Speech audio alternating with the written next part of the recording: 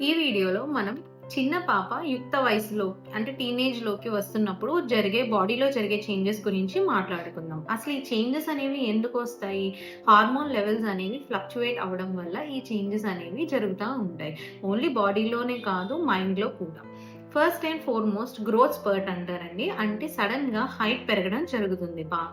And ఈ growth spurt అనేది బాయ్స్‌లో కూడా వస్తుంది. కానీ అది కొంచెం లేట్‌గా వస్తుంది.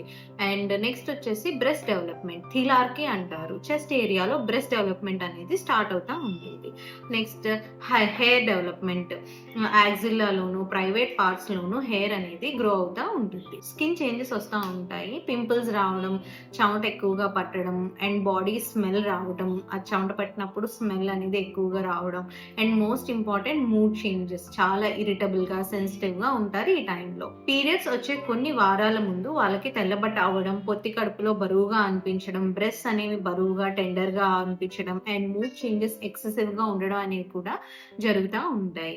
ఈ చేంజెస్ అనేవి పిల్లలకి చాలా కొత్తగా ఉంటాయి. సో, ఈ టైంలో ఎమోషనల్ సపోర్ట్ అనేది చాలా అవసరం. అది పేరెంట్స్ నుండి లభించాలి పిల్లలకి. And thank you. ఇలాంటి మరిన్ని వీడియోస్ కోసం బంప్ అండ్ బియాండ్‌ని తప్పకుండా ఫాలో అవ్వండి.